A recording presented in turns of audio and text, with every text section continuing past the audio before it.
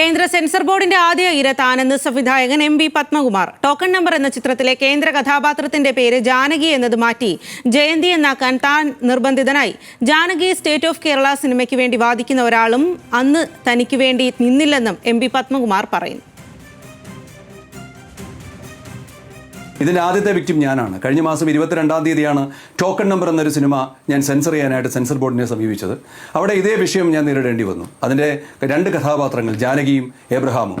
ഗർഭാവസ്ഥയിൽ തന്നെ ഏബ്രഹാമിനെയോ ജാനകിയോ കൊല്ലാനായിട്ട് censor board എന്നോട് പറഞ്ഞു. പക്ഷെ അവർക്ക് ജാനകിയെ രക്ഷിക്കാനായി ഏബ്രഹാമിനെ കൊല്ലാനാണ് അവരെന്നോട് ആദ്യം പറഞ്ഞത്. നമ്മൾ പല വാതിലുകളും മുട്ടി നോക്കി, പലരുടെയും കരഞ്ഞ് കാല് പിടിച്ച് നോക്കി, പക്ഷെ ഒരു പ്രയോജനം ഉണ്ടായില്ല.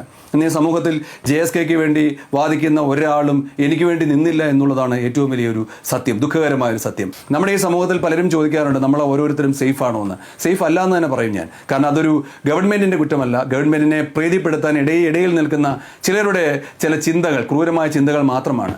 ഒരിക്കലും ഞാൻ ഗവൺമെൻറ്റിനെ പോയിന്റ് ചെയ്യുന്നില്ല. കാരണം ഗവൺമെൻറ് ഇത് അറിഞ്ഞുപോലും ഇല്ല എന്നുള്ളതിന് വ്യക്തമായ തെളിവ് എൻ്റെ കയ്യിലുണ്ട്.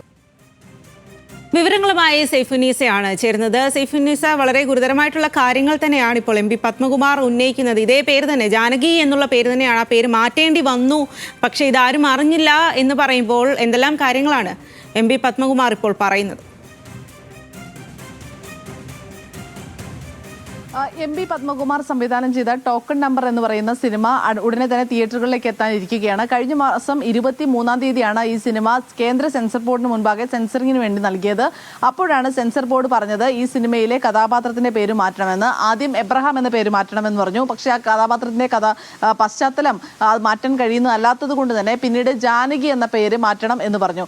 ഈ ജാനകി എന്ന് പറയുന്ന കഥാപാത്രത്തിന്റെ പേര് മാറ്റാതിരിക്കാൻ താൻ പല വാതിലുകളും മുട്ടി. പക്ഷെ ഒരിടത്തു നിന്നും തനിക്ക് സഹായം ലഭിച്ചില്ല.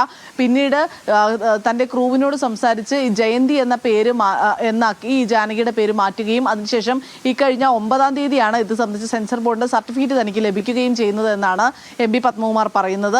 ഇപ്പോൾ ഈ JSK എന്ന് പറയുന്ന സിനിമയ്ക്ക് വേണ്ടി വാദിക്കുന്ന ആരും തന്നെ തന്റെ സിനിമയ്ക്ക് വേണ്ടി അന്ന് സംസാരിച്ചിരുന്നില്ല എന്നും പത്മകുമാർ പറഞ്ഞു. നമ്മൾ FFK ജനറൽ സെക്രട്ടറി വി ഉണ്ണികൃഷ്ണനോട് നേരത്തെ സംസാരിച്ചപ്പോൾ ഉണ്ണികൃഷ്ണൻ തന്നെയാണ് പത്മകുമാറിന്റെ വിഷയം എടുത്തു പറഞ്ഞത്. കാരണം പിന്നീടാണ്, വൈകിയാണ് ഈ വിഷയം അറിഞ്ഞത് എന്ന് ഉണ്ണികൃഷ്ണൻ പറയുകയും ചെയ്തിരുന്നു. നിലവിൽ എം പി പത്മകുമാർ പറയുന്നത് കേന്ദ്ര സെൻസർ ബോർഡിന്റെ ആദ്യ ഇര താനാണ് എന്നുള്ളതാണ്. ഈ ഭീഷണി മൂലം ഈ പേര് മാറ്റേണ്ടി വന്നു. സിനിമയിലെ മുഴുവൻ ഉണ്ടായിരുന്ന പേരും റീഡബ് ചെയ്ത് എടുക്കേണ്ടി വന്നു എന്നുള്ളതാണ്. സർക്കാരല്ല ഇതിന് പിന്നിലെന്നും ചില ഉദ്യോഗസ്ഥരാണ്, സർക്കാരിന്റെ ഒരു പ്രീതി പിടിച്ചു പറ്റുവാനായി ചില ഉദ്യോഗസ്ഥരാണ് ഇതിന് പിന്നിൽ നിൽക്കുന്നതെന്നുമാണ് എം പി പത്മകുമാർ പറഞ്ഞത്. എന്തായാലും പത്മകുമാർ ഉന്നയിക്കുന്നത് ഗുരുതരമായിട്ടുള്ള കാര്യങ്ങൾ തന്നെയാണ്.